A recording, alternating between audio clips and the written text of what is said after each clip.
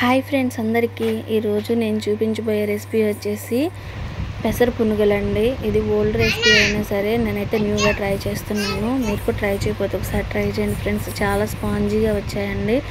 Combination వచ్చేసి పల్లీల చట్నీ. ముందుగా పెసల్ని ఒక గ్లాస్ పెసలకి ఆ చిన్న గ్లాస్తో బియ్యం పోసుకుని రాత్రంతా నానబెట్టుకోవాలండి.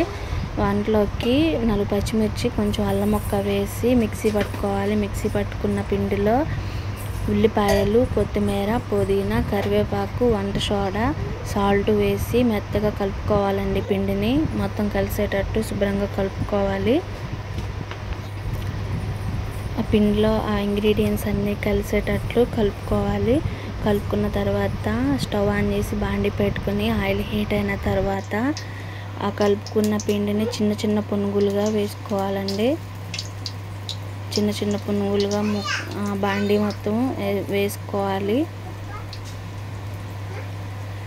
ఈ రెసిపీ అయితే సూపర్ టేస్టీగా ఉందండి. మీరు కూడా ఒకసారి ట్రై చేయండి ఫ్రెండ్స్. మీడియం ఫ్లేమ్లోనే వేయించుకోండి అండి. హై ఫ్లేమ్లో పెడితే మాడిపోతాయి.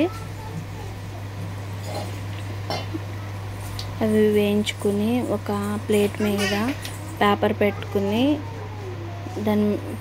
ఆ ప్లేట్ మీద సర్వ్ చేసుకోవాలండి. ఆయిల్ అంతా ఆ పేపర్ పీల్ చేసుకుంటుంది. ఈ వీడియో నచ్చితే ఒక లైక్ చేసి సబ్స్క్రైబ్ చేయడం